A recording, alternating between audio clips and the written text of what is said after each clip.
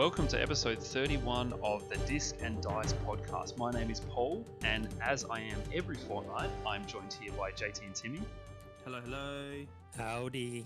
Timmy, welcome back. Obviously, you were on the bench for 1 week last time, but it's good to see you return to the squad.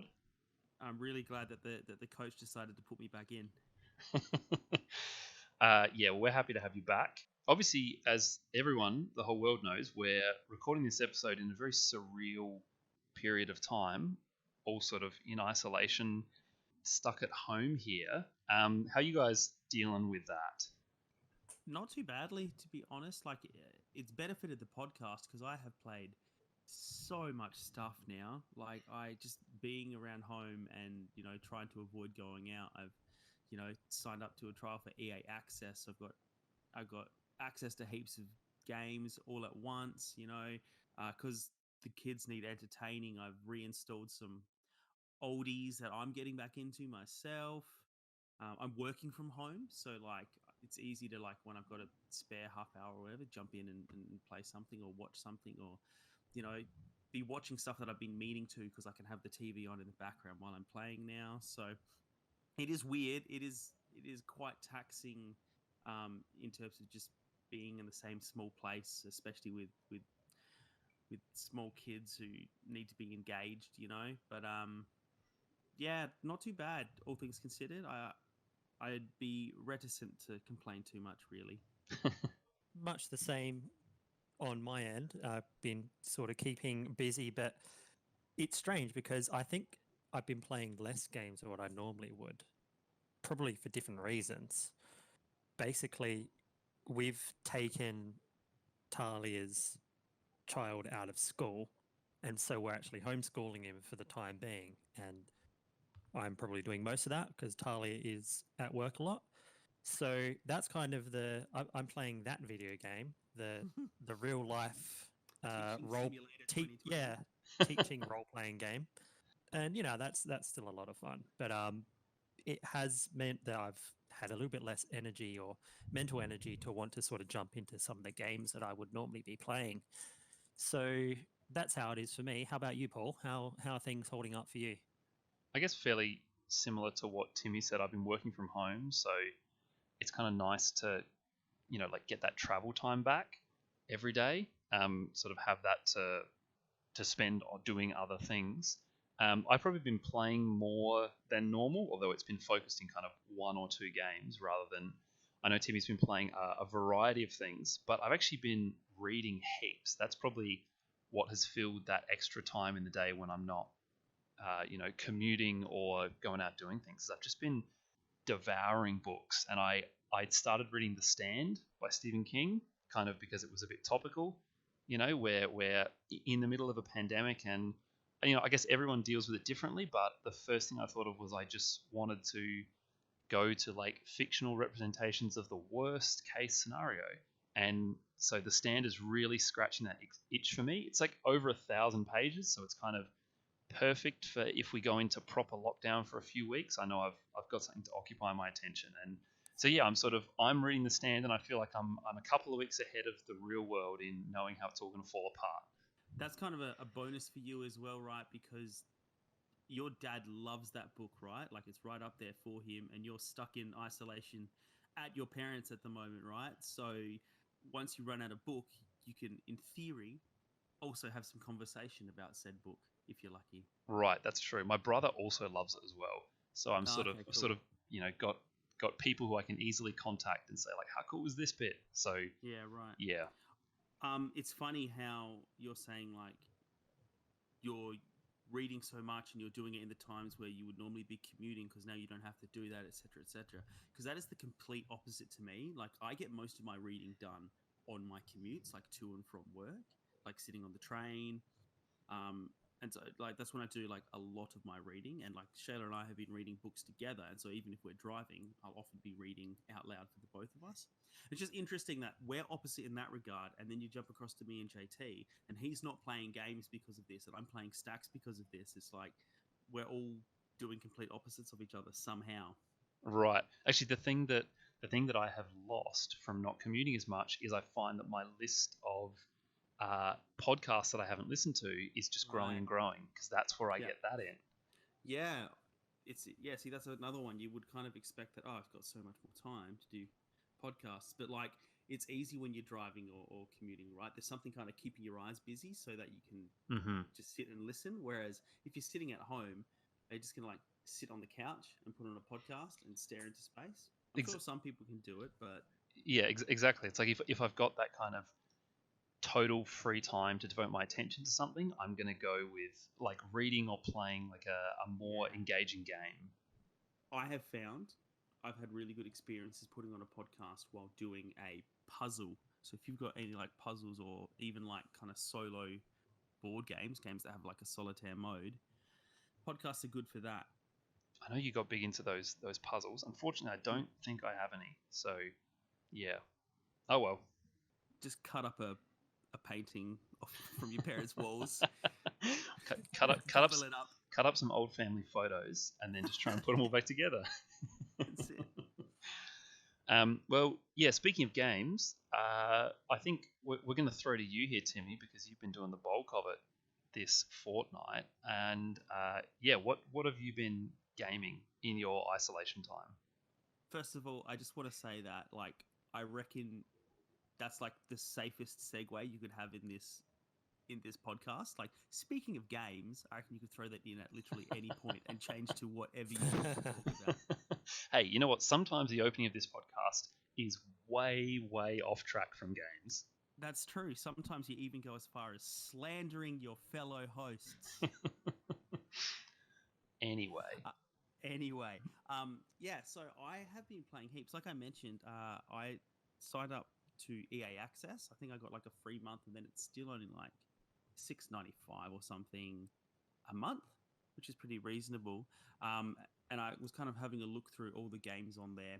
It's not a massive range at the moment, to be honest, but there's some cool stuff. Like there's a couple of Need for Speeds and all of the kind of sports games. Like you can do Madden or NBA or NHL and UFC. So if you're into those kind of sports competitive games, it's a good one for you. But the one I downloaded that looked most interesting to me was a game called A Way Out. And that game is purely co-op, which is straight away very interesting to me. It's only 2 players, not 1 to 2. You have to play with someone else. You can choose to play locally or online. But Shayla and I have been playing through it. And I remember kind of hearing a little bit about it when it first came out, just some people posting shots and stuff and doing funny things. But when I mentioned it to you, Paul, you said you were interested to see what I thought because you heard that the concept was cool, but it was executed very poorly. Like there were lots of glitches and bugs and stuff like that. So I guess that was kind of good. It kind of tempered my expectations a little bit. And I'm very pleased to report that neither Shayla nor myself encountered any bugs at all, really. Perhaps a couple of things where you could complain of it being a touch finicky, like you have to be standing in the perfect spot to start an action, but it kind of also made sense in a real world kind of sense. So yeah, like A Way Out, for people that haven't played it, essentially you and your fellow co-op player are both inmates in prison, and you are busting out of prison because you have found that you were both kind of set up by the same guy who's a bit of like a crime boss. So Vincent and Leo are the 2 characters. Leo was Harvey's partner, and he got screwed over completely in a deal that Harvey got greedy. And Vincent was framed by Harvey for the murder of his own brother. And so you're kind of put together right at the start because you both kind of get caught in a scrap in the exercise yard in this prison. It starts with Vincent rocking up at prison. Leo's been there for a few months, and you meet, and then you kind of find that Leo's wanting to break out. So Vincent's like, I want out too. I got to get out of here, so let me help you out kind of situation. Now, where the co-op comes into it is that you're both often doing different things in different spots in real time. So they do a lot of interesting things with the co-op. It's split down the middle of the screen vertically, and they do a lot of interesting things with, seeing yourself in the background of your friend's screen because you're in the exercise yard and you can see him, he can see you through the fence of in another part because you're from different cell blocks or whatever it might be. And often you'll be crossing paths, but only here and there. They even kind of sometimes asymmetrically split the screen. So if something is happening to Leo, and that is more the focus of the narrative right at this point, the divider in the middle of the screen might move across so that you're seeing 2/3 of the screen is Leo and 1/3 is Vincent just doing whatever the menial task he happened to be doing was. And that'll be moving kind of fluidly while you're playing, which straight away just makes it really dynamic. And it's something that I hadn't really seen utilized too much. It seems very simple in hindsight, but I don't know if any of you guys have seen kind of the separation of the screen used very interestingly like that. I guess since we had the processing power to do it, most multiplayer has been online, so I can't imagine there'd be too many examples. But the appeal of this game for me is that there's a lot of like problem solving. Like the task you have to do is just you need to smuggle a screwdriver or a wrench or a hammer, whatever it is, back to your cell. But of course, there's metal detectors and there's guards. So you have to work together to get yourself in the right place so that you can first get the wrench without being noticed. And that might mean Leo has to distract the person who was working with the wrench while Vincent steals it. And then Vincent has to hand off the wrench to Leo so that he can go back to his working spot and get rid of a grate cover so that then Leo can pass it through to him or whatever it is. And that's just like while you're in the prison. Ultimately, you're trying to break out, and the game kind of opens up a lot more once you're able to do that. So I guess, yeah, that was the first surprise in this game for me, that I assumed it was going to be prison break the game, and that is basically the focus of the game. But really, that's maybe the first quarter of the game, and then it's not getting caught, and it's this revenge story. So, yeah. I feel like I'm talking a lot. So any questions just yet, or have I just got you both riveted?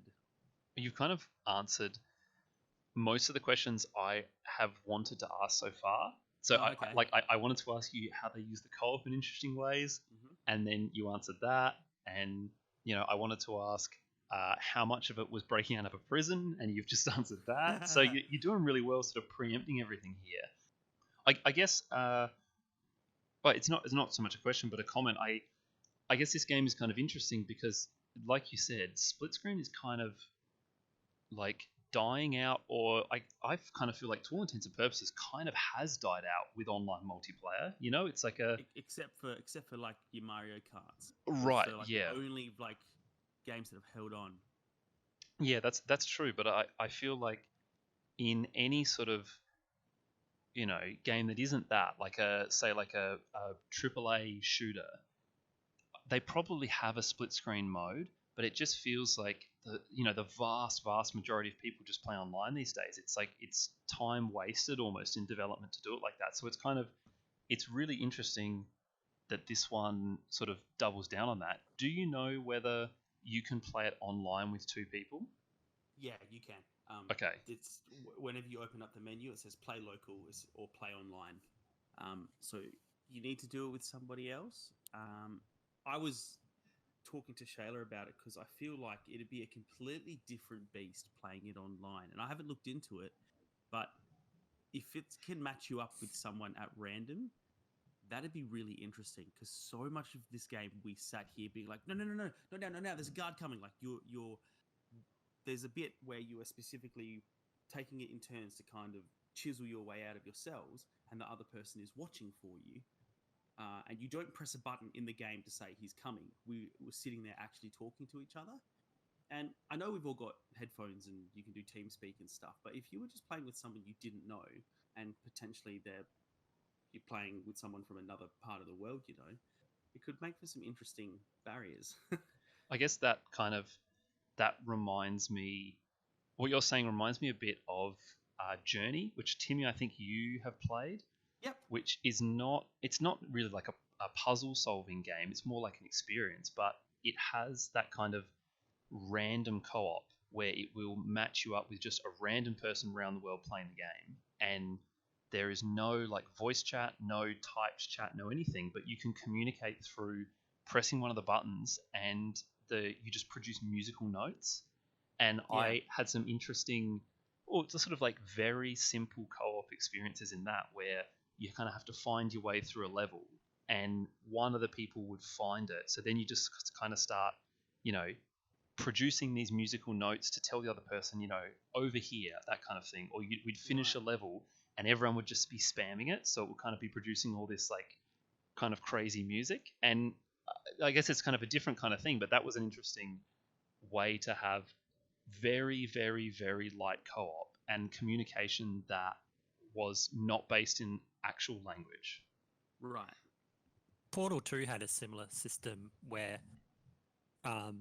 you could ping things, and by pinging I mean you're on your screen, you're looking at something that needs to have something done to it, and when you ping it, it like shows up as like an exclamation mark or something on the other person's screen, so they know that that's, you know, something that needs to be interacted with or whatever. Right. Mm-hmm. Those are both. Yeah, that's cool. The thing I really liked about this is that it required us to keep talking to each other. Yeah. And you know, because we're looking at each other at individual screens, even though like you know, potentially you could glance at the other person's screen, but even for the most part you haven't been watching where they've been walking, so you're not going to have their bearings. And often I'd be like, oh, I reckon I've got it over here, and the person's like, where? And you're in this big winding part, say you're in the laundry area or the workshop of the prison, and you know there's a whole bunch of different parts there, and they all kind of look the same because it's a prison. It's all the same colored walls, all the stations look the same, and you're going, nah, I'm kind of like, go back to where we started, go to the left, like there's a guy, no, not the guy with the saw, the guy with the hammer, and he's like, I'll talk to him, come around behind him. And then a couple of times, like I was talking to him and I chose like a dialogue option that to Shayla sounded like I was wrapping up the conversation. She's like, "What are you doing? You're going to get us caught." And I was like, just do it. Just trust me." So it was really cool. Like the way a lot of the action feels kind of quick timey.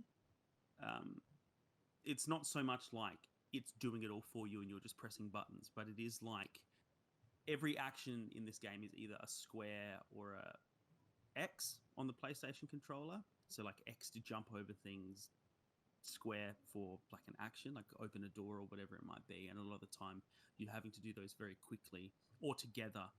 And because they're quite unobtrusively shown on the screen, even if Shayla was like watching what I was doing and she was waiting for me to do something, she wouldn't necessarily be able to, at a glance, see when it was giving me the option to do it yet. And you have to be like, you know, close to the door before it'll give you the option to open the door, you know? So often she'll be like, what are you doing? Like, I need you to open your side of the door. I'm like, look, I'm getting there as quick as I can. And like the guard's coming, so she's freaking out, yelling at me. And I would do the same, right? Like it has a nice balance of understanding what the other person is doing, but not so like clear when and how they can do it that you can just watch and like not get invested. And there's also like there were more than a few times where we had to actually get things timed together. Like we're trying to break down a door and we're throwing our shoulders against it, and then we went, oh wait, let's see if we should do this at the same time. Then it's 1, 2, 3, bang. And there was even one time when we were doing that and we were trying to have it masked by the sound of a storm outside. Like every now and again there was a crash of thunder, so we couldn't even count it in for ourselves. We just had to get a feel for like when the lightning goes, that's how fast Tim's going, so Shayla will try to do the same, or vice versa. And it added this real nice element of realism, because like, you know, we got one and we were like, yes, all right, cool, that's how we do it. And then one of us got antsy and went just before the next thunder thing, and so then we missed the next thunder, and then the guards were like, did you guys hear something? And so we're like panicking and like trying to shut up. And really cool use of multiplayer, especially like split screen. I also wanted to ask you guys, this game's like kind of old, right? It's been out for a few years now. I would love to spoil it because there are some really interesting things in the back end of it that I want to talk about, but I don't know. I'm going to leave it up to you whether you feel we should or whether I should just talk to you guys offline about it.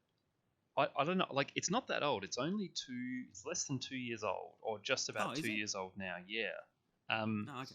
So I'd probably lean towards not spoiling it. Okay, fair enough. But to be honest, I'm happy for you to tell us offline because I don't think I'll ever play it. Okay. Does that mean you finished it? Yeah, we finished it last night.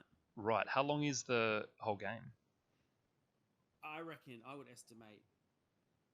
I looked it up, and it says it's 6 to 8 hours on average, and depending on some decisions and doing every possible thing you could do, it could take you up to 10. Mm-hmm.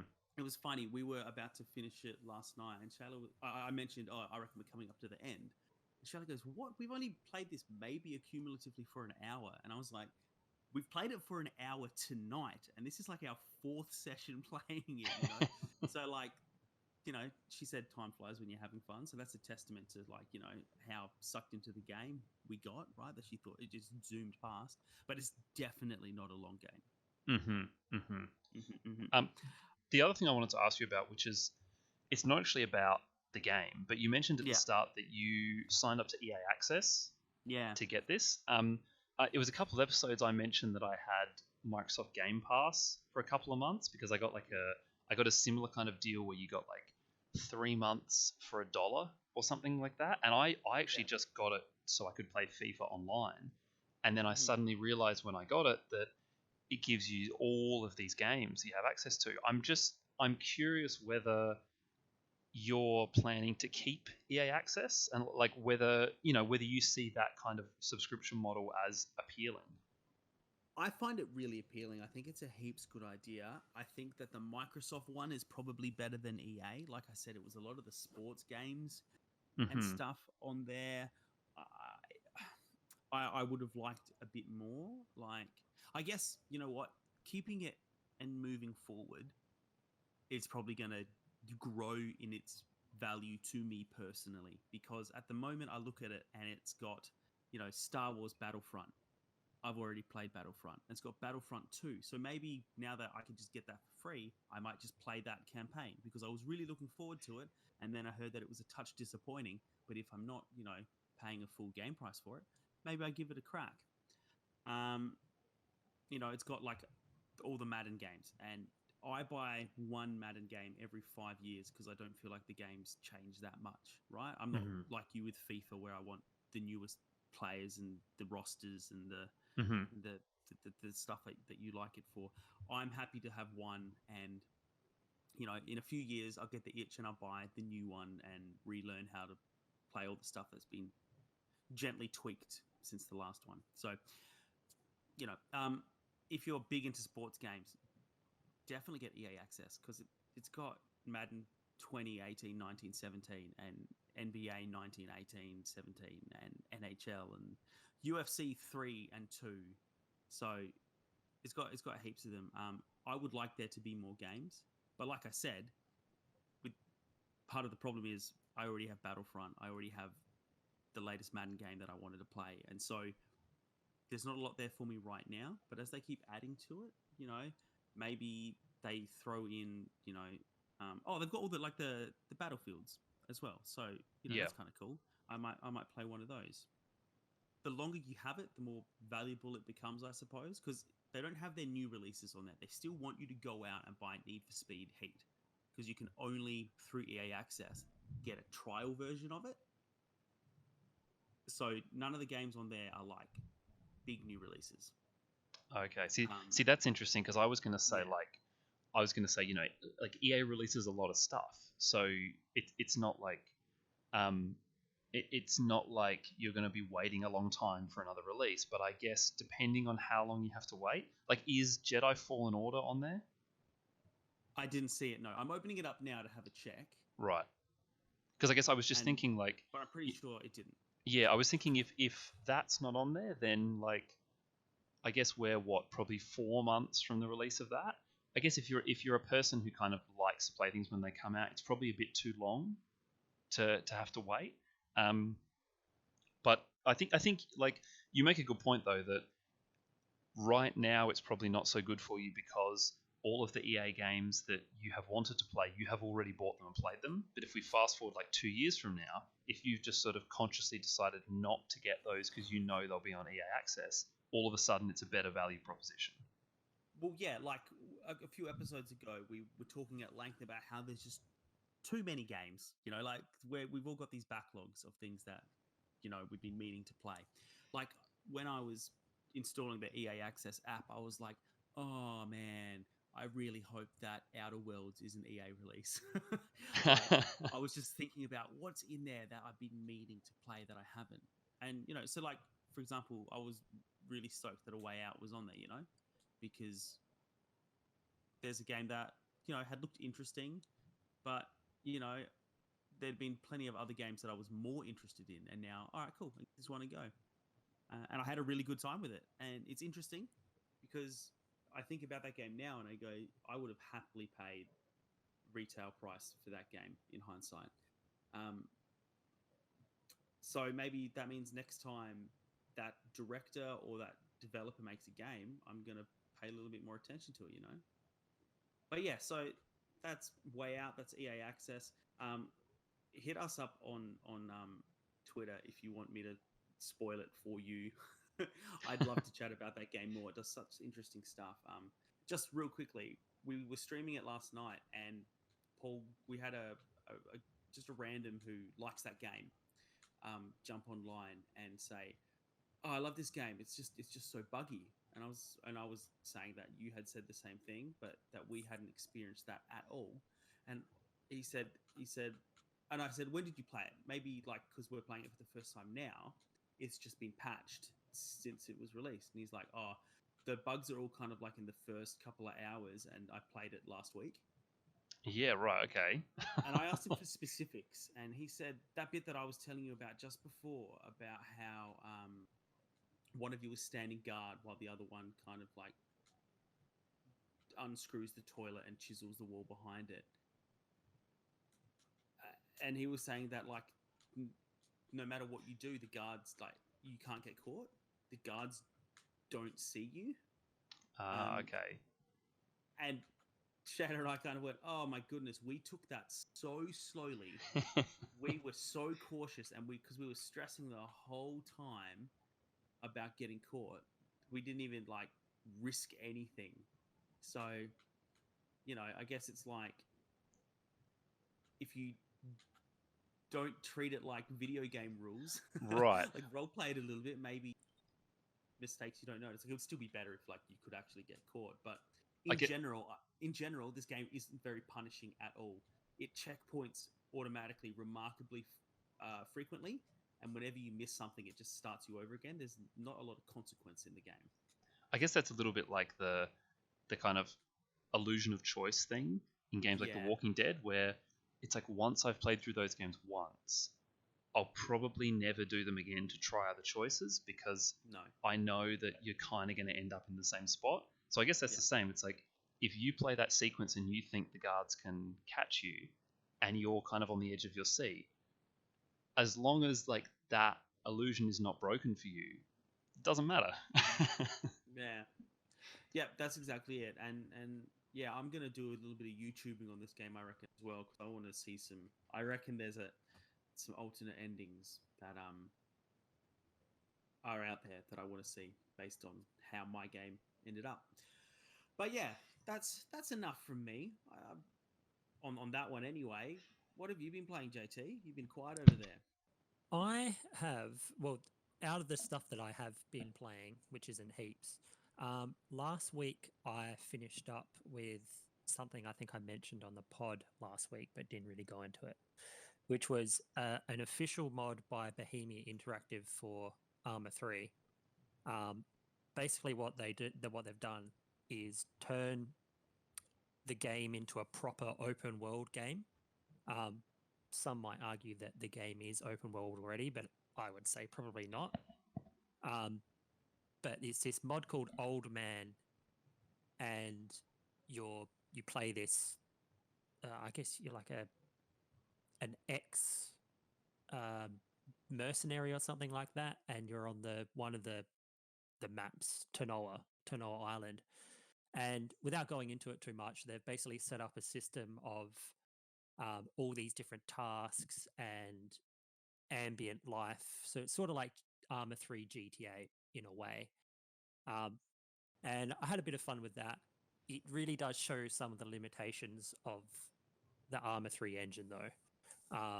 And so it sort of, sort of falls pretty flat or pretty short of what someone might expect a true open world game to be. But considering the resources they've got, was actually pretty good. So I didn't mind it. That was, yeah, an interesting take on Arma 3, and it's sort of playing the game in a way that I haven't really experienced it before.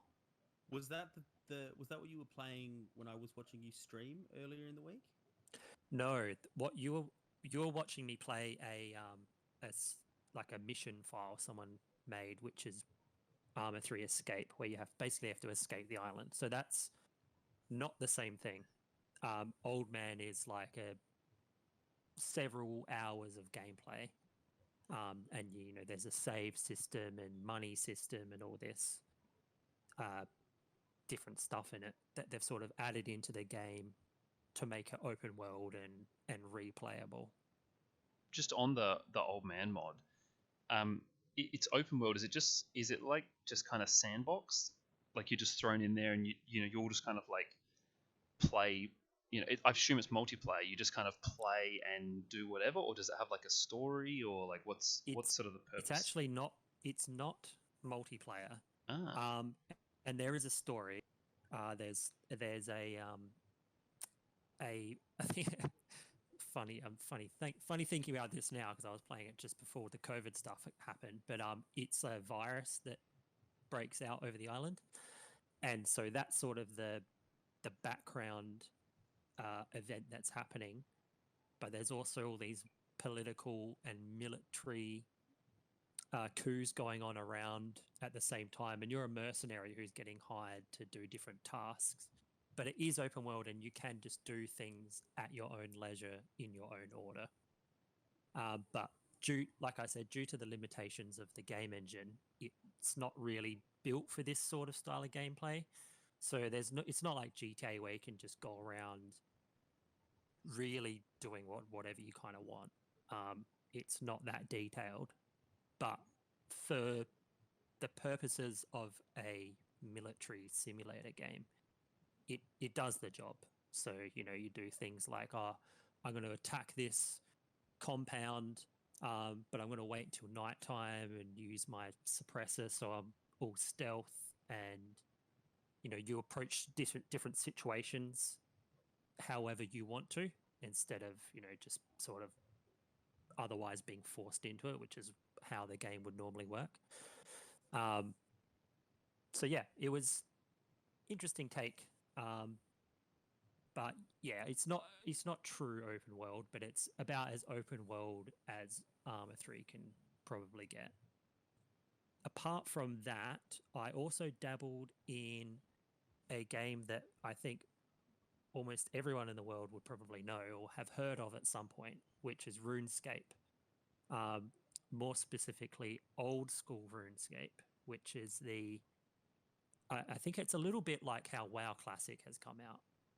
It's a complete throwback to the game in its original form, and it's sort of really taken off so much so that I played it on my mobile. That's actually where I saw it. I didn't realize that RuneScape had actually changed that much. I thought it was like old enough that it kind of, and like simple enough for what it was, like an in-browser kind of World of Warcraft before World of Warcraft, wasn't it? Like, am I remembering that right? Like, I just didn't imagine it would have changed that much. I'm not sure if it's to do with it changing more so than it just sort of becoming abandonware or just sort of disappearing.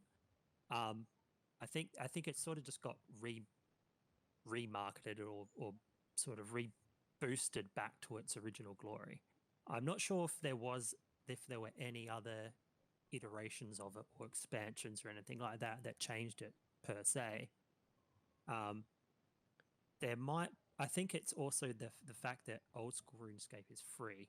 I'm not sure if there's some kind of subscriber model that still exists. I didn't really look into it that far, to be honest. But yeah, it's a cool little time waster, I'd call it. I mean, it's one of those games that you can really invest heaps and heaps and heaps of time in it, grinding and getting all your skills up, but you can also sort of just have a bit of fun interacting with other players as they're running around. I probably played about 2 hours of it. The first half an hour was a tutorial island, as they call it, learning how to play the game. And yeah, I mean, it's hasn't aged well. It's meant to look like it did a long time ago. They haven't changed anything like that, obviously, but it's kind of interesting to see how something that old can become so popular all over again.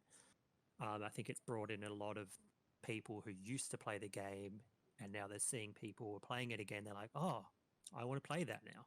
I remember playing that game." So it probably wouldn't appeal too much to most new audiences. I think it's a nostalgia kick more than anything. But so far, I've enjoyed what I have played. But yeah, it's not a flashy game by any means. If you think WoW looks dated, then you're not going to like this whatsoever, if that's your thing. I actually never played RuneScape. I feel like it was a weird sort of thing where heaps of people I knew who weren't into games played RuneScape, which seemed weird for a game that I like. I don't know. It's like an MMO kind of, right? It's weird that seemed to be the game that captured a lot of people I knew who weren't gamers. Yeah, I mean, maybe that's still how it is. I don't know. It definitely doesn't strike me as a gamer's game. But I know there's a huge streaming community of it now as well. A lot of people doing YouTube videos and what have you on, their characters who do different sort of professions. You can do your fishing and you can do your trading and all the crafting, all that kind of stuff is obviously a big part of it.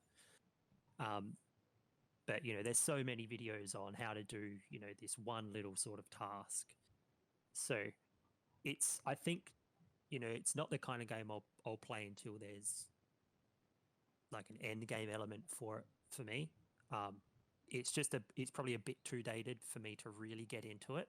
Right. But I can appreciate the elements of the game as for what they would have been back in the day.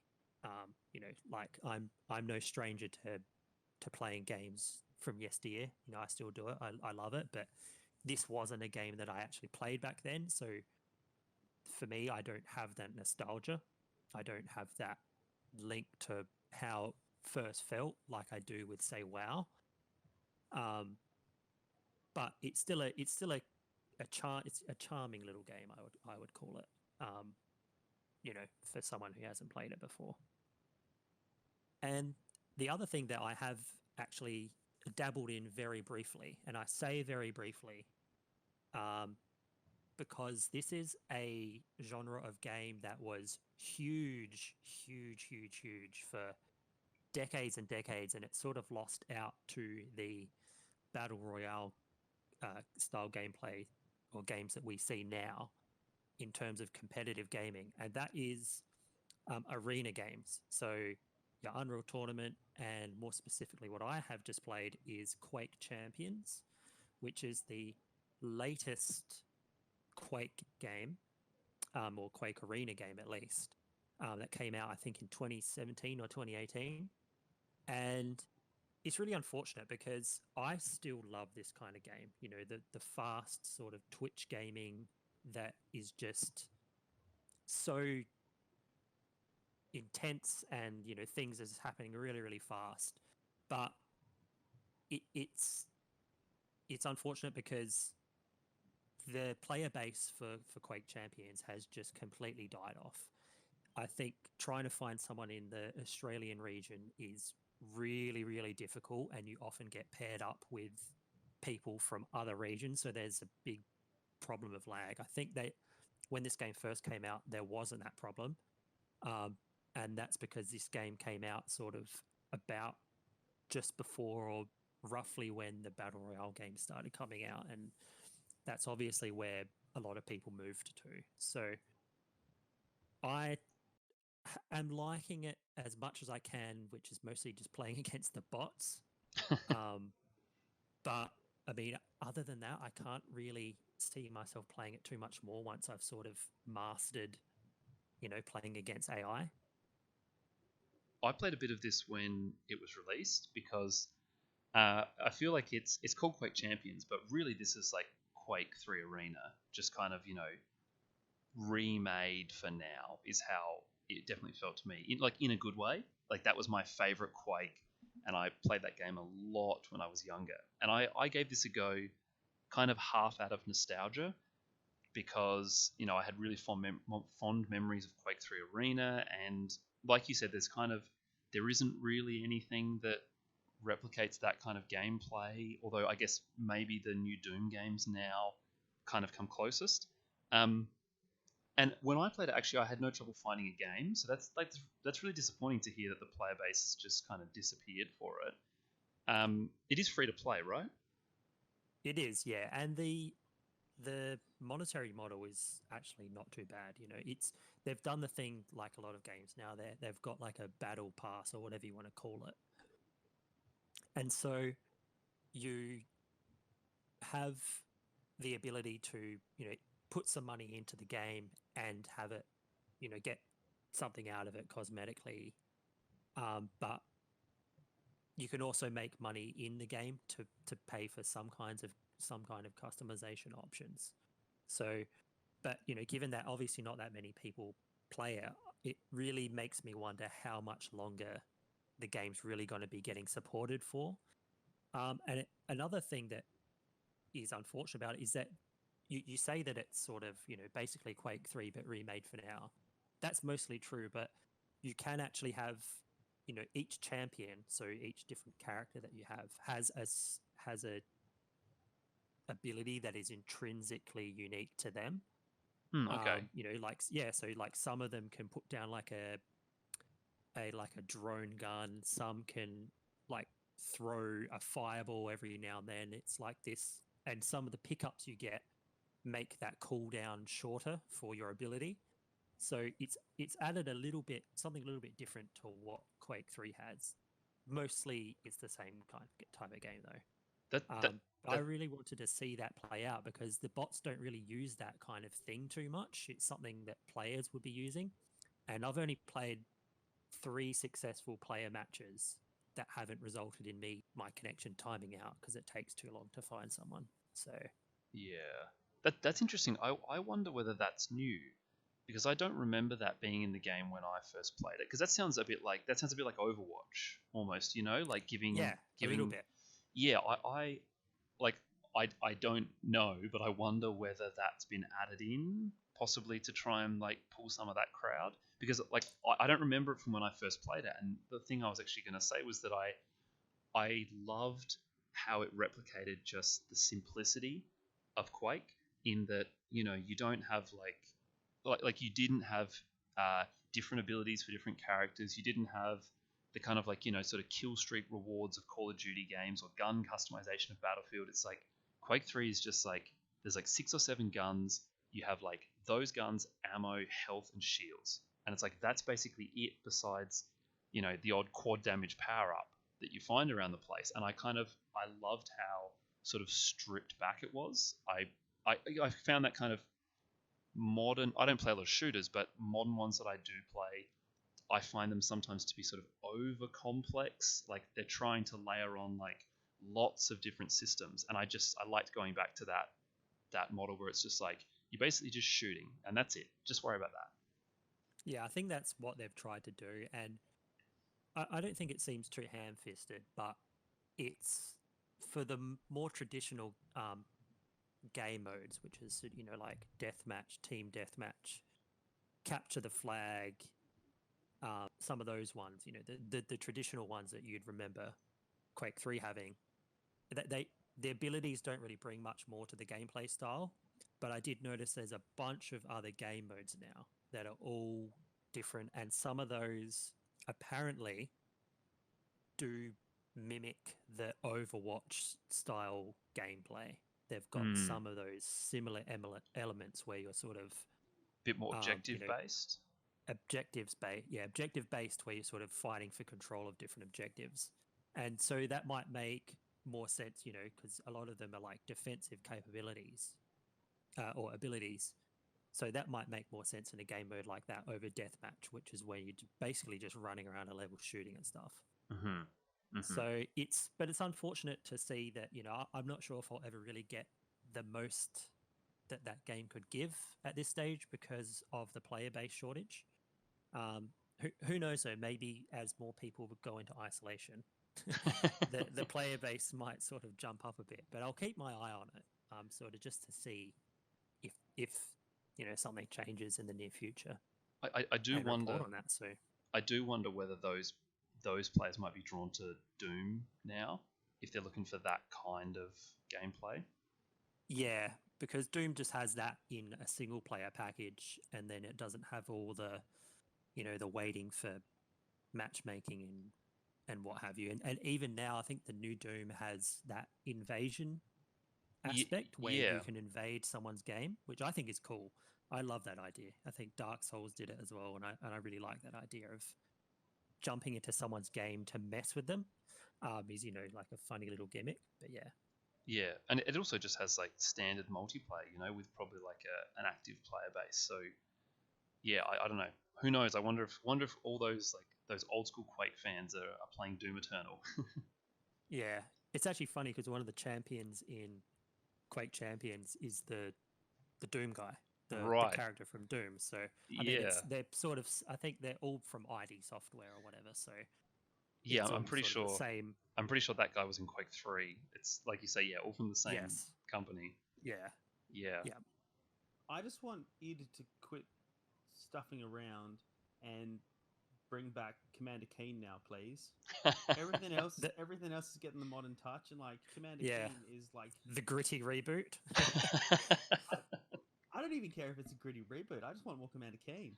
How would you like? Commander Keen was great. What would you like to see that as? Because like that was sort of like almost like 2D side scroller platformer sort of thing. Yeah. How would you like to see that brought back? Like as one of those kind of, what do they call them, like 2.5D platformers, or do you want to see it as like a open world 3D game with like 1,000 collectibles like Assassin's Creed? Okay, you know what? I have been playing Sonic Forces, and I think what they've done with modernizing Sonic is like perfect for how they could. It's taking a side scroller and changing it up, but I want to talk about that at some length in a second. So let's take a break, and then when we come back, I can tell you all about how Commander Keen would be perfect for a 2020 reboot.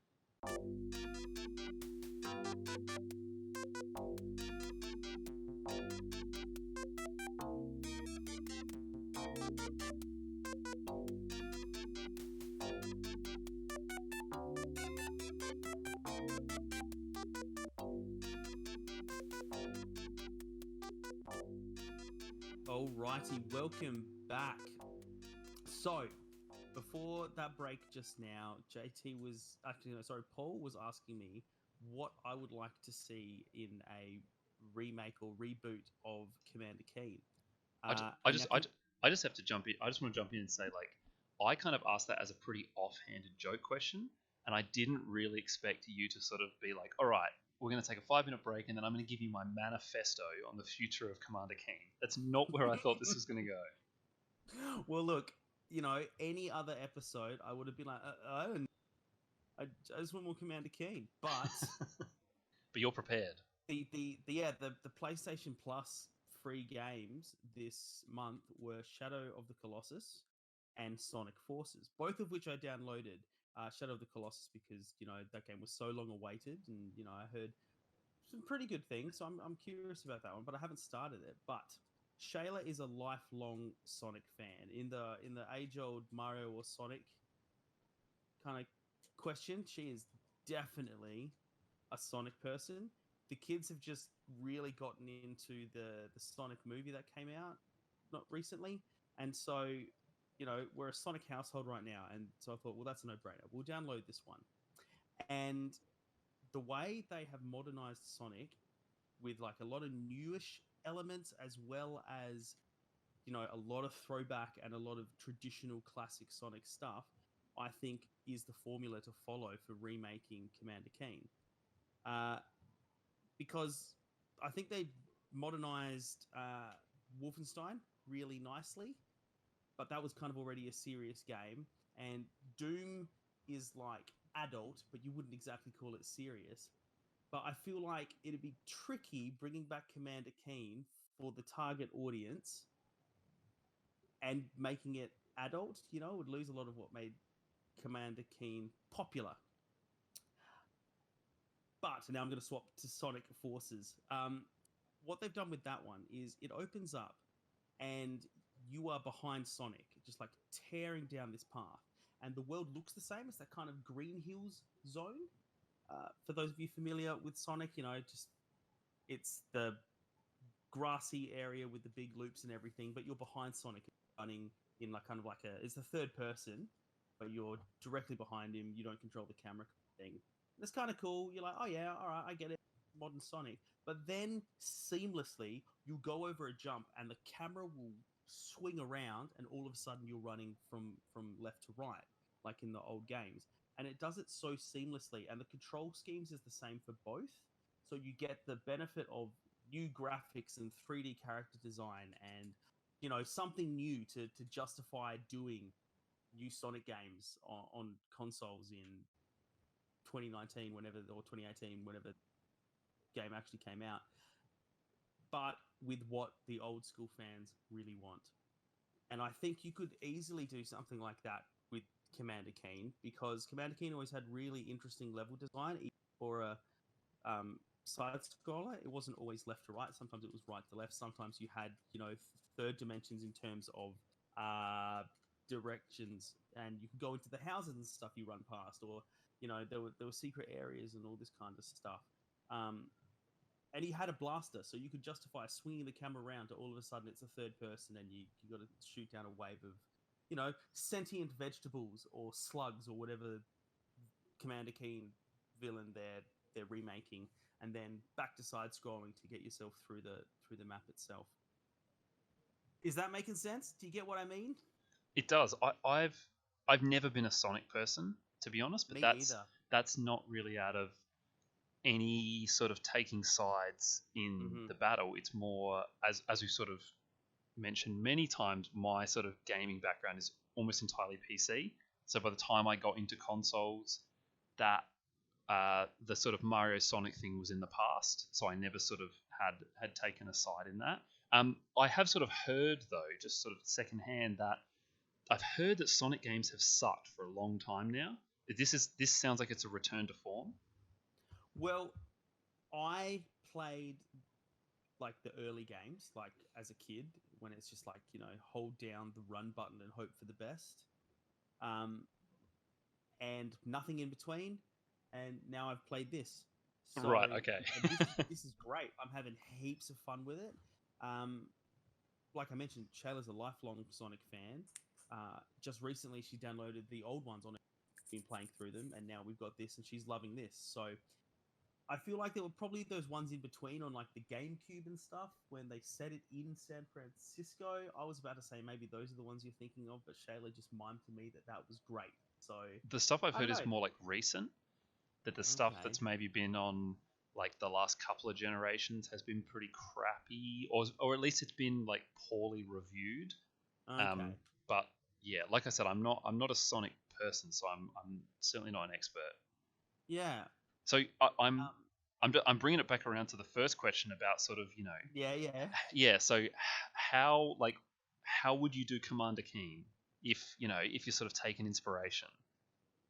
Okay, so I would keep a lot of the side-scrolly stuff because, like I said, it never felt like a Mario to me, where it felt like very flat.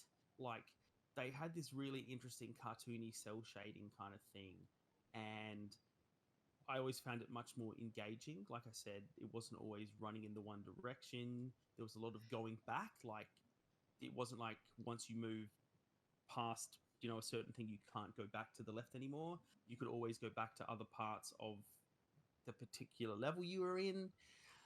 So I think it has enough.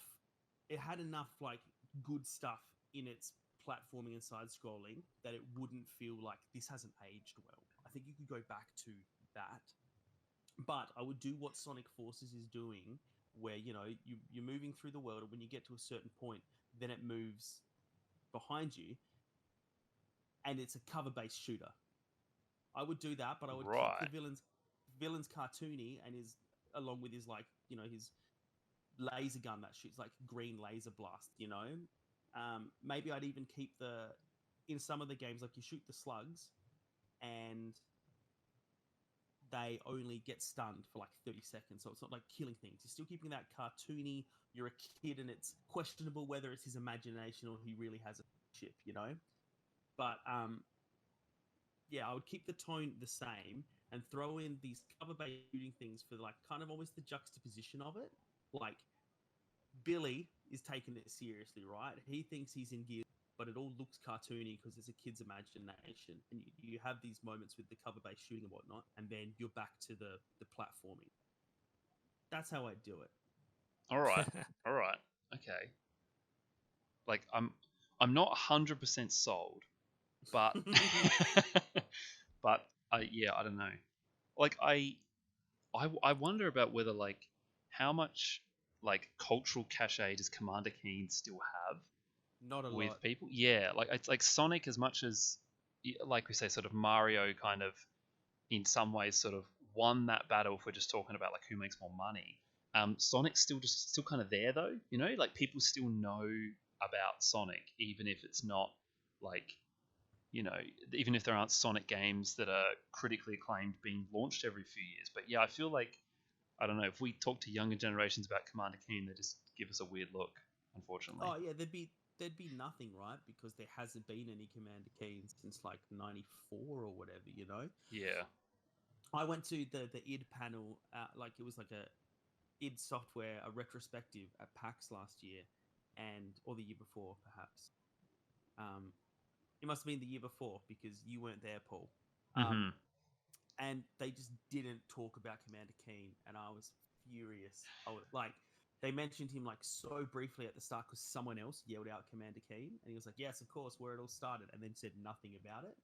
Were you like that guy who went up and asked a question and just said like, why has no one mentioned Commander Keen? Why are you all like conspiring to keep this man down? I did the nerd convention thing where I used my question to establish my street cred. Yeah.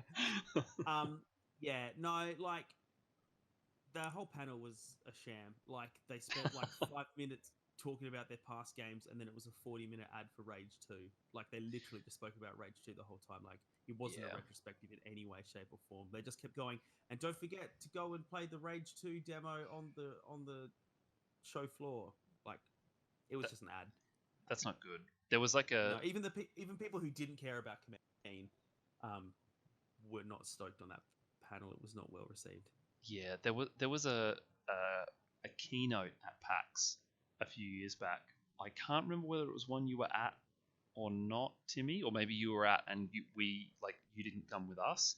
Where it was the guy who'd made Deus Ex, but he'd also just recently made Epic Mickey, and Okay. I went because I was like, this is the guy who made Deus Ex. Like, this is amazing. I can't wait to hear what he has to say. And it was like 90% Epic Mickey with just constant references to the fact that like Epic Mickey 2 is out on this date. Like get Epic Mickey. It was the same thing. It was like keynote speech, which was just an ad for Epic Mickey 2, and that was disappointing. Absolutely. Yeah. That's the risk you run, I guess. Like they have the time to be out there doing these panels and stuff because they're on the press junket for their new thing, right? So that's what they want to talk about. You can't forgive someone for being more excited about the new thing they made, right? That's true. That is true. It's like whenever you go and see one of your favorite bands, you want them to play all the songs from your favorite album from 10 years ago. But of course, they're going to play the new stuff. Like, right, that's what they're into right now. they've been playing your favorite songs every second night for like 15 years of their life. Yep. And it hasn't been enough for me. But yeah, Sonic Forces, if you are a fan of Sonic or you just want, a bit of a lighter gaming fun, it's free on PS Plus right now. So get that one. It's a real small download as well. It didn't take long at all. So go nuts. But hey, here's what Tim's been playing, here's what Jum's been playing, and totally skipped you out, Paul. So give us the good word. What have you been up to?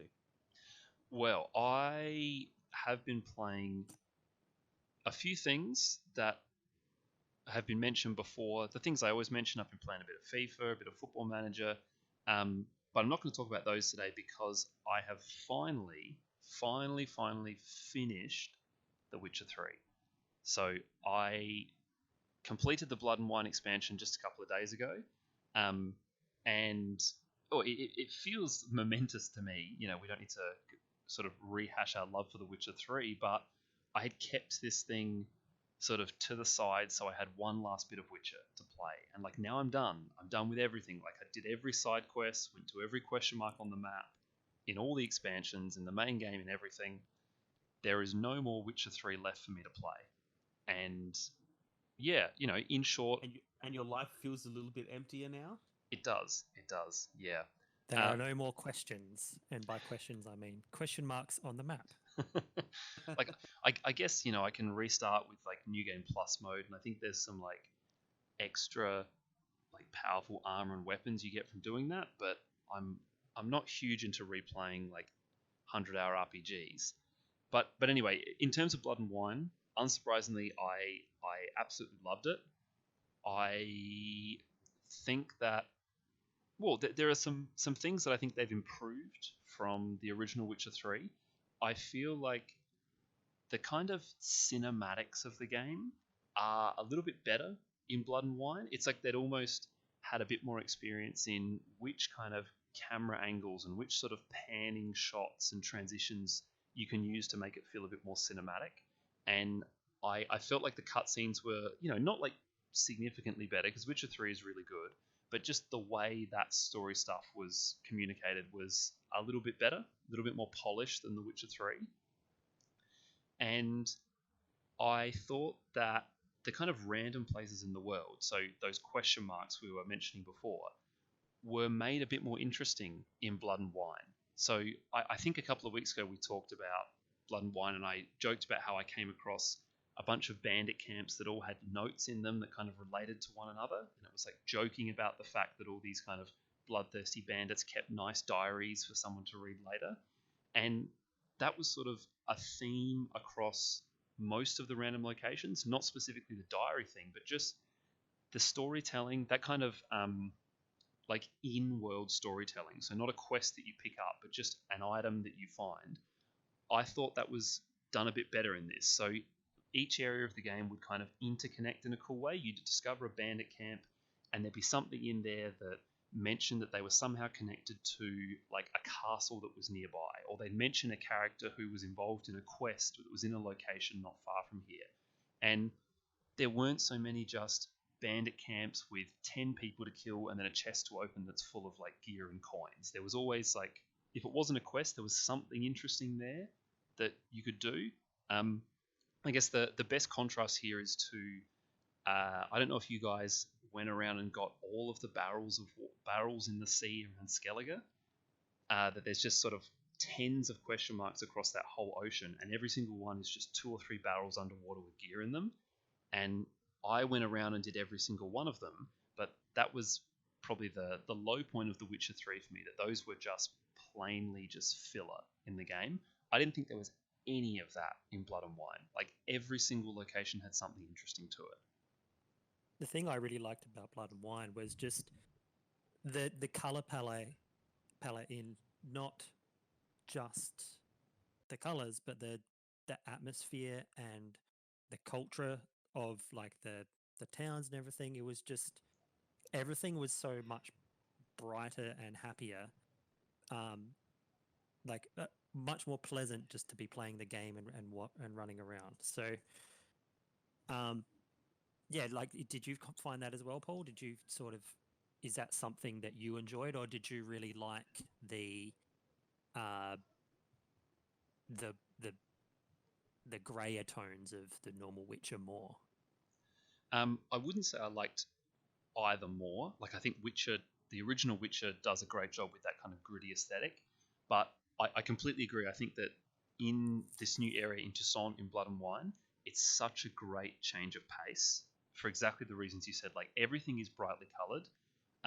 Like all of the knights and things like that. The knights are all they're wearing like suits of armor, but they always have their kind of crests hanging off them, or they have colourful feathers in their helmets and things like that. And it never ever rains. I don't think it actually rains in Toussaint at all. That's just not a weather condition that happens there. Like the only time where things get kind of gritty is at a certain point in the story, which I'm not going to go into specifics here about what that is.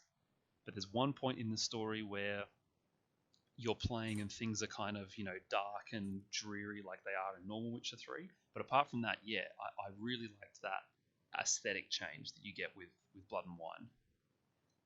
I think that also kind of transitions across to the story a bit. Like Timmy, you'd mentioned last time we talked about how there's sort of a fairy tale theming to the story. Without going into spoilers, having now finished the game, that becomes stronger and stronger as you play through the game, and there are sort of certain sequences towards the end of the game where they actually, in a really interesting way, they draw like really heavily on those kind of themes. And again, I think that just sort of complements like the brighter color palette and the nice weather and everything like that. Yeah, I'm glad that you have experienced the ending of that game now, because like I was really like biting my tongue trying to be like, oh yeah, it's kind of got. I started the whole saying it's got a bit of a fairy tale element to it before I realized that like it's really shocking when you get up to the really fairy tale stuff in there, and it's kind of like, oh wow, this is so different for The Witcher. And I kind of had to swerve off of that and just pretend like I was talking about aesthetics, but yeah, I'm glad you got to that, and even more so what you're talking about, like they ramp the colors right up, and like the set design gets so fantastical. Which I think it's very impressive that they could have done that kind of stuff elsewhere in the game and had more of the. It would have been more of a contrast to like Velen and Novigrad and those kinds of areas, but that they've gone to Toussaint and then they've even managed to ramp it up from there. Is a testament to how much detail and love is put into the design of those levels and those worlds. Yeah, I took a lot of screenshots in Toussaint when I just sort of be cresting a hill, and then I'd suddenly be like, oh, that's an incredible view right at sunset, and I've got to take a screenshot of that. Speaking of screenshot, I noticed you made a screenshot from Blood and Wine, your cover photo on Facebook. I did. And I wanted to ask you about this because you have got your Geralt looking so foppish to suit in with Toussaint and that court. And I really liked that. I kept my guy with his like shave and his beard and very Geralt. I played him as if he would be the same no matter where he was. He was just Geralt. But I love that because, he's got lots of contacts there, and he's down with the Countess or the Queen, and Reginald and all those guys. Oh, sorry, Regis. Yep. You've like kind of had him do his hair in a bit of a pomp, and he's got puffier clothing. That wasn't actually on purpose.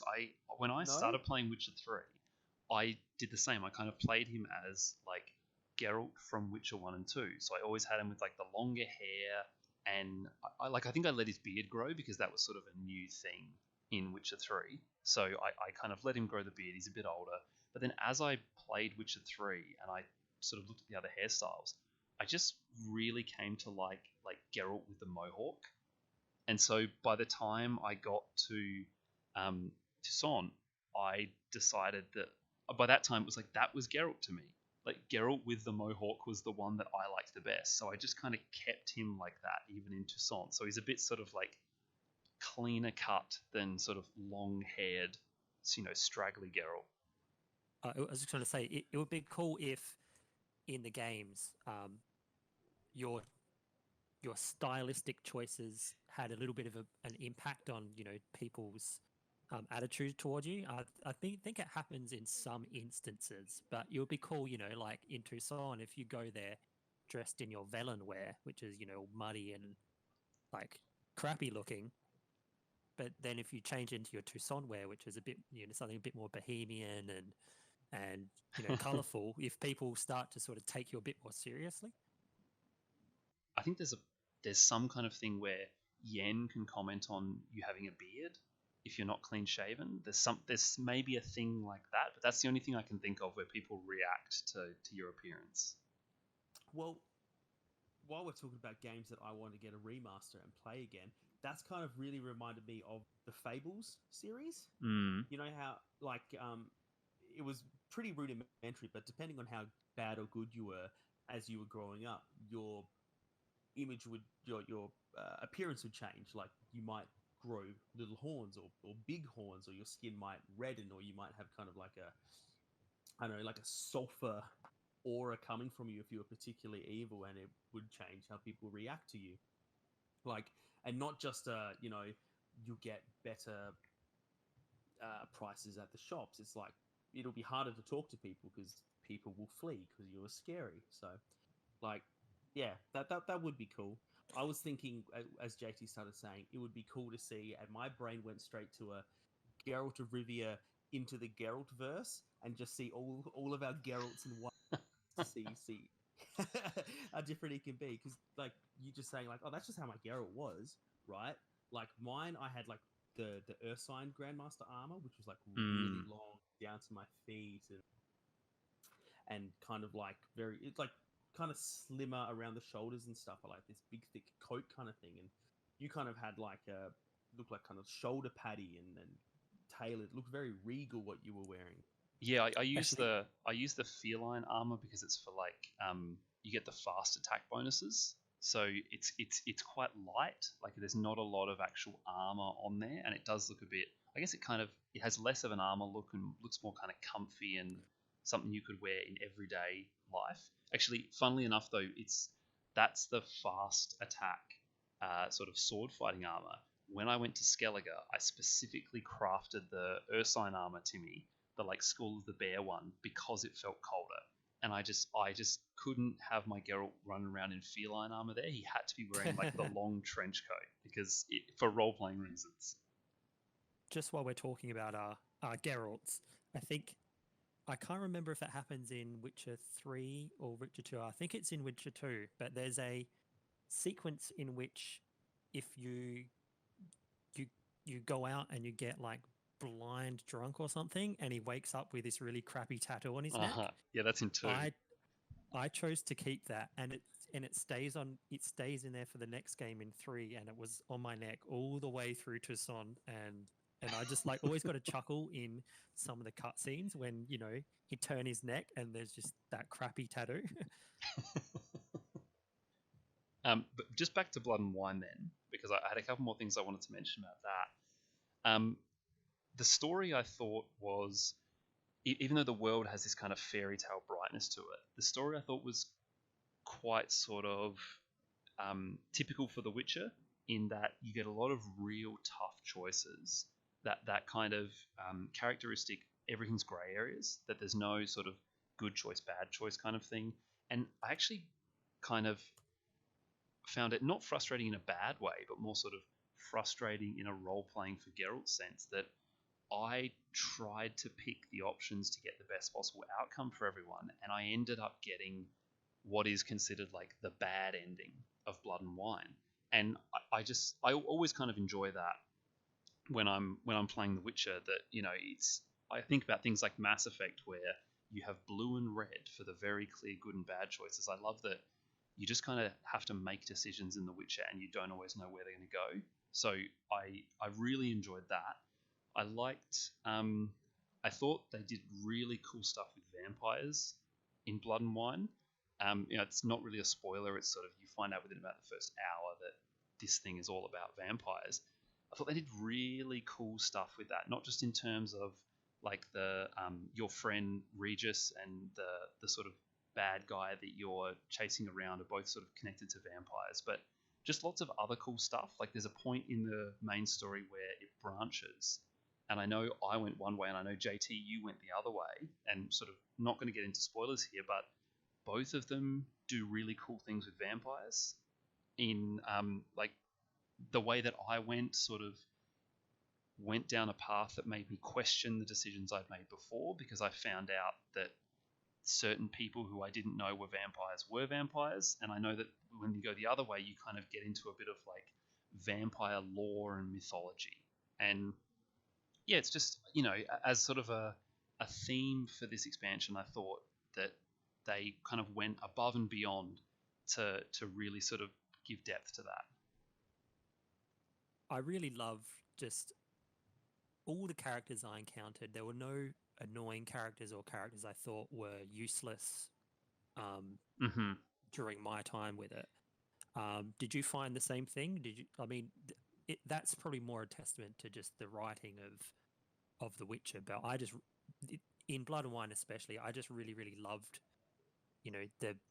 the jovial nature of a lot of even just the minor characters you sort of come in touch with.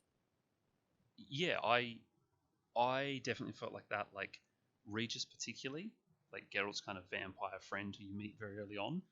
I thought that relationship is it's really nicely kind of fleshed out, especially because I think it actually, his character in the books, and it does that typical Witcher thing of not really giving you that backstory. Like he just appears in the game, and Geralt was just like, I know this guy, and just kind of, doesn't sort of sit there and give you 10 minutes of exposition about what they did together. They just kind of hit it off immediately. He was really cool character throughout it.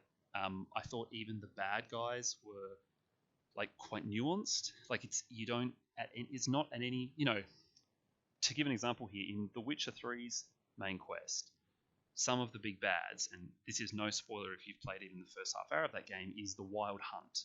And the Wild Hunt are kind of like, they're pretty sort of outright evil, and they're all dressed in black, and they ride. Their kind of symbolism is very much like what are those guys from Lord of the Rings who ride the black horses?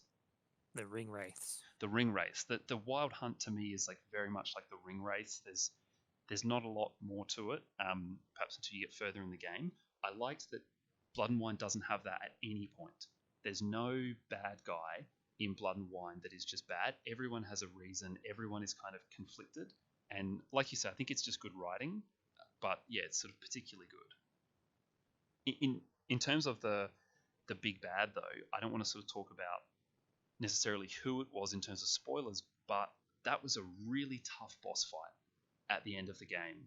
Like, I don't play Witcher on particularly high difficulty settings. I think I just play it on like normal, but it really took me quite a few attempts to get through that. And it's sort of a boss fight with different phases. Usually with The Witcher, I don't have to pay too much attention to what the phases are. I just sort of do my thing.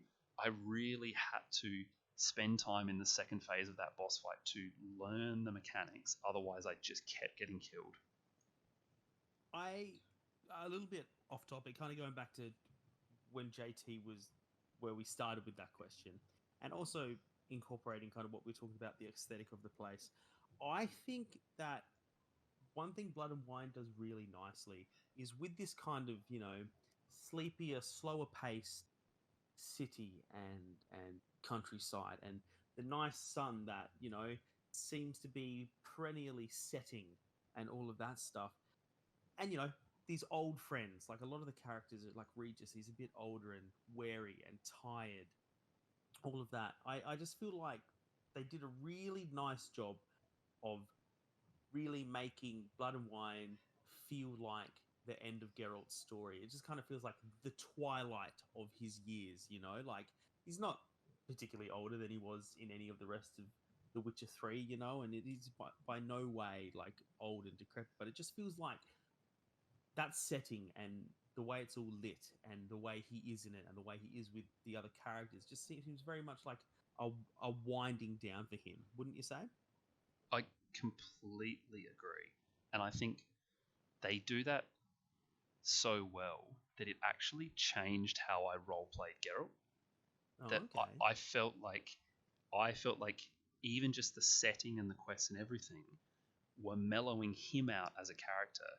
That, like, for example, you know how in some of the random quests you can haggle over the price and you can ask for more gold and things like that. I stopped doing that about halfway through because I just felt like, you know, Geralt's past that now. He's past trying to get every coin out of every single mission. He's just He's here, got that and villa and the winery. He doesn't need it. he does, but he's just happy to help people. So if someone asked him for help, I stopped clicking the haggle button and I just went, yeah, I'll help you, because I felt that that's the point that Geralt was at in his life, which was really cool. I had a couple of other things I wanted to mention about Blood and Wine before we finished up. One was about those random locations. Do you guys remember they're called like hand spaces? They're sort of like, Yes. The powerful kind of places. Yeah. They're kind of like bandit strongholds, and each one Yeah. has like a mini boss at the end. There are 3 of those throughout the world, but I absolutely loved those, and I like, obviously, Yeah. you know, we're many years off the next Witcher game. I know we got Cyberpunk coming. I do hope that mechanic carries over, having these sort of locations that kind of have no story focus. They're just like gameplay areas. It's like they just give you an area, they fill it with heaps of bad guys and tough challenges, and they just kind of say, clear it out however you want. You know, approach this in whatever way you've built your character.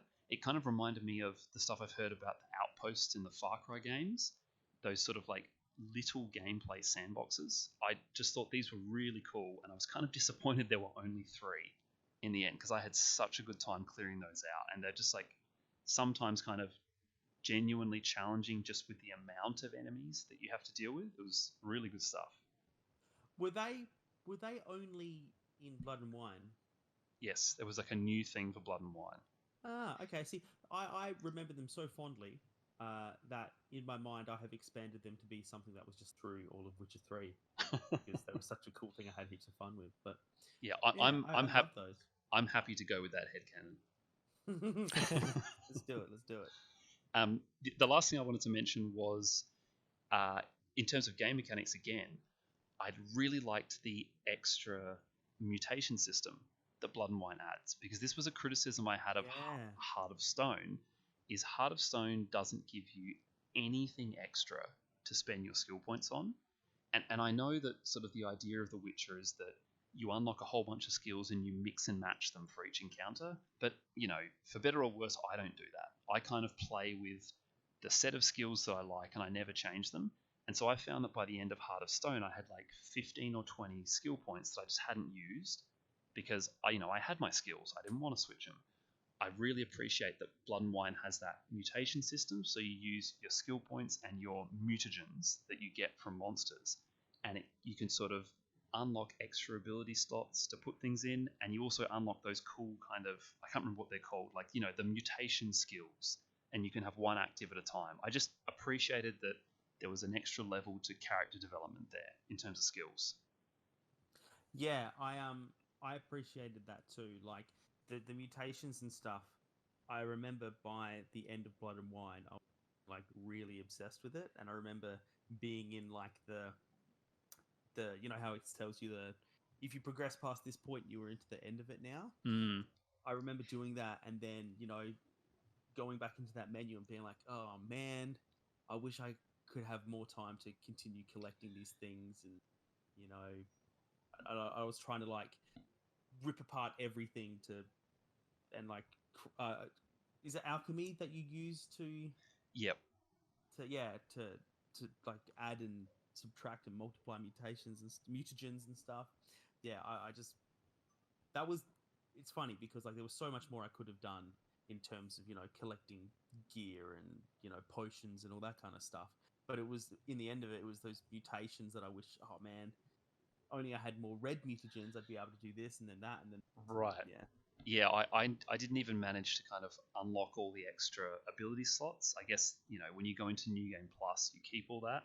But I think I unlocked 2 of them by the end, but there was still 2 more that you can unlock. So it's cool that that's there. Speaking of that point where it gives you the message that you're entering endgame, I don't know if you guys remember it, but that came way earlier than I expected in the story. That you kind of get that message, I felt, quite early, and then you sort of play through what is quite a long end game over quite a number of quests and locations, and it kind of caught me by surprise. I don't think I actually ended up missing any quests because of it, but I was just sort of approaching a thing and it said, oh, make sure you've done all your quests because the world will change after this. And yeah, it felt like I wasn't at the climax of the story, and then suddenly I was. Quickly, I'm curious about what difficulty you ended up playing Blood and Wine on. Did you sort of stay with what you had in The Witcher? And if so, what was that? I did just stay on whatever I was on. To be honest, I think it's just kind of normal. Like I don't pay that much attention to the difficulty. Like not just in Witcher, probably just in general. So yeah, I think I was on kind of normal, that kind of thing. Right. Like I know you played through at least Witcher 2. I know you did it on like a real high difficulty to get the extra gear and stuff, but Yeah, they did away with that in Witcher 3, so I think I kept it on the default because there were no rewards for upping up the difficulty. So right, yeah, I think I just played it on normal as well. right, But yeah, that's about all I have to say about Blood and Wine. Which probably will be, well, that will be the last time we talk about The Witcher 3 as something we've played on the podcast. So that's an end of an era. The good thing about this podcast though is that we're still going to bring up The Witcher 3 in like every single episode forever. Exactly. Like I was going to say, I could imagine all of our listeners like letting out a sigh of relief when I said that's the last time we talk about it, and then like you say, like don't get comfortable.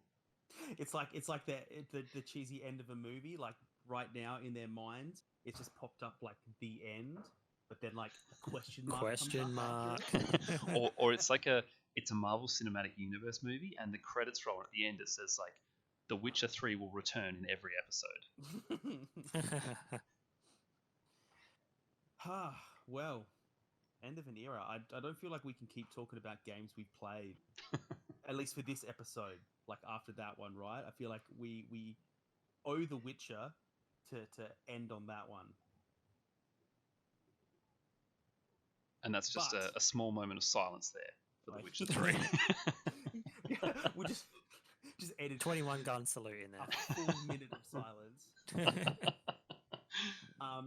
But yeah, that's not to say that we can't talk about what we're going to play.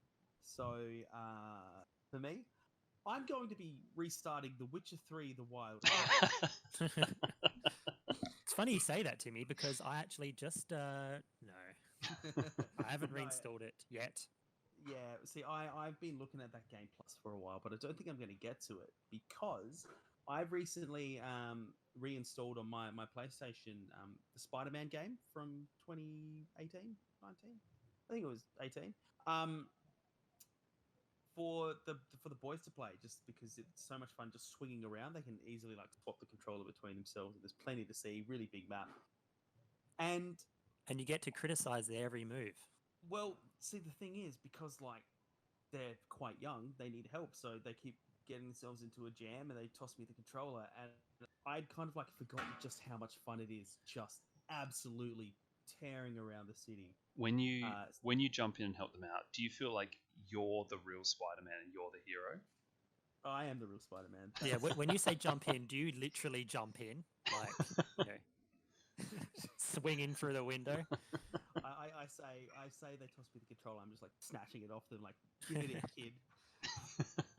Call yourself a superhero? No, You're doing it wrong. Yeah, no, but like I have some DLC that like I never finished, so I've been playing a little bit of that, and that also has a New Game Plus, and like I've been having so much fun doing this, and the DLC is short, so I'm really keen. So yeah, I'm probably gonna play a bit of that, and I've also started again because the boys really like it and they occasionally need a hand. I've been playing Minecraft on creative mode with them, so they've just got like access to everything they need. And I traditionally have just not been able to get into Minecraft, but in creative mode, I can kind of see why it's worth putting in the hard yards early on, you know? So I've been really enjoying kind of just like building houses and stuff, and you know the boys will be struggling to put down a block in a certain spot because they're not good at controlling where they're standing as well as where they want to put something. I'm like, here, I'll help you build it, and then I'll be like, all right, look, guys, I could put your door there, or we could have this really nice alfresco dining area out here and a balcony on the second level. And you know what? The lighting's all wrong in here. So let me put in a couple of windows. You want the natural lighting. And like, it's so addictive, just like building this stuff. So I've been really enjoying it. And Just wait until you get into redstone circuits, Timmy. Then the game begins. Well, I've just today in preparation for revealing to you guys that I'm finally enjoying Minecraft, I started playing on survival mode. Didn't enjoy it. Couldn't work out how to make a pickaxe, and then somebody else jumped into my world and just kept following me around and killing me. Like another player, it said "Savage Player 21 has entered your world." I was like, "All right, fine," and then he just started killing me. And So Minecraft has invasion mode now, it seems. So it's just always no. See, I don't know if that's a thing. I don't know why that would happen. That's actually really strange. That's no good, and that's not ever been how we've played Minecraft. Like we would play Spirits of Minecraft. Yeah, like we've always played survival mode, I think, JT, but like never with randoms. Always like in a sort of private world. Yeah, and it's that way. It's easier to sort of, if you've got someone there who hasn't played it much, it's a bit easier to clue them in on some, you know, gameplay aspects and how to build certain things, which is always helpful. Because once you do know a few of the basics, the game becomes infinitely easier to sort of get into. Yeah, and I'm really keen to possibly play with you guys if it has cross-platform, just so you can be my Minecraft Sherpas, like yes, guide me up the mountain. I'm very keen to do that. Like JT and I have played a lot of Minecraft, like separately and together over the years, and I would love to get all three of us in there. Definitely survival mode though. Like I feel like there's a sense of achievement for building something in survival mode, which I could just never get into in creative mode because you just have everything.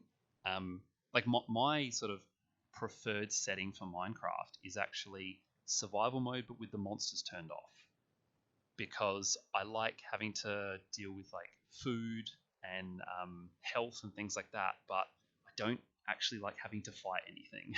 So that's how I've always enjoyed it most. Yeah, and there are difficulty settings for survival mode as well, so you can do that. Or if you do want the monsters in there to still get something from them, because sometimes they drop things you need, you can make them pretty easy to sort of deal with as well. So always the option there.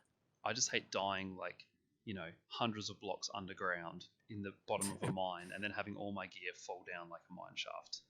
Yeah. But yeah, I'm really looking forward to that. Aside from being roped into doing that with me, what are you guys going to do? Well, besides Minecraft, which I'm super keen for now, I have just purchased and downloaded Forza Motorsport 7, and yeah, I was messaging you the other day, JT. I got the car cravings out of nowhere, and with our current state of isolation, thought it was a perfect time to dive into Forza. I played it a little bit so far, but not enough to talk about it yet. So I'm hoping to put a lot of time into that, and I'm hoping to maybe convince JT to install it as well, because I believe you own a copy of it somewhere. Besides that, I guess a lot of my stuff is multiplayer. I would like to try and convince one or both of you to download Magic Arena and play some online Magic, but we'll see how successful I am in doing that. I've kind of been annoying everyone, asking them to do that for a while.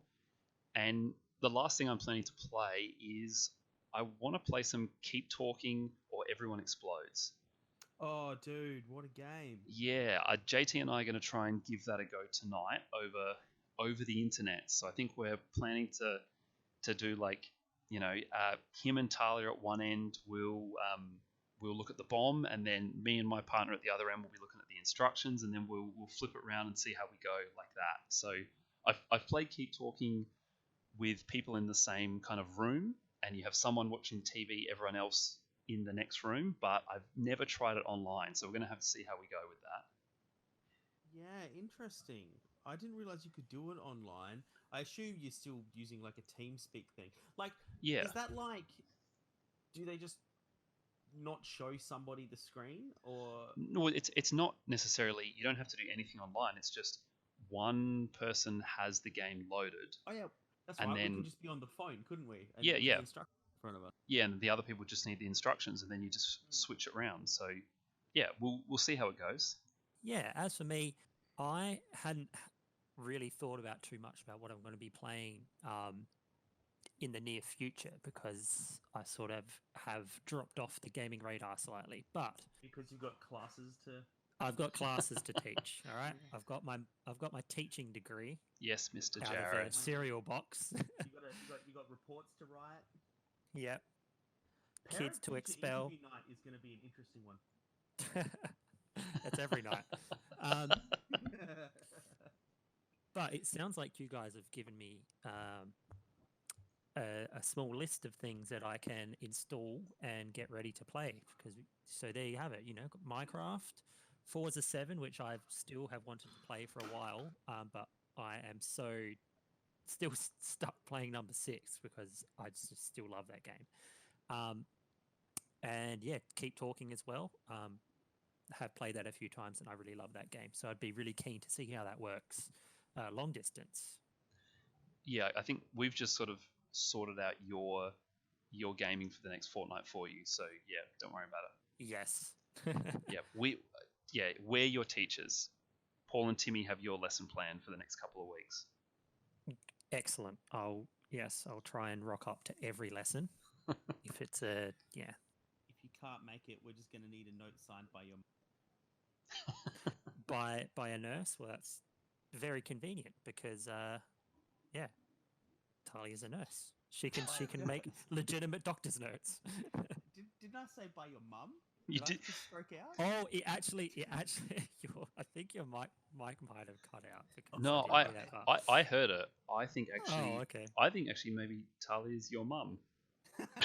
That just opens a whole various range of can of worms. Real Greek mythological stuff going on right now. Yeah, and on that shocking revelation of incest, we're going to leave the podcast there. So if you have questions you want us to answer or discussion topics you want to suggest for us, you can always get in touch, discanddice@gmail.com. We're on Twitter @discanddice. We're on Facebook if you search for us there. All the usual places. We always enjoy people getting in touch. People's questions they send in tend to be some of the best discussions we have. So send those in if you're sitting in isolation and you've got nothing better to do than come up with some interesting questions for us. But that is it for this episode of Disc and Dice. So as always, thanks guys for joining me. Thank you for having us, Paul. Yes, always a pleasure. There we go. That doesn't roll off the tongue, does it? Pleasure. No, it doesn't. No, I tried. All right, well, awkward ending to the podcast out of the way. We will see everyone in a couple of weeks' time to talk about a whole bunch more games. Gay.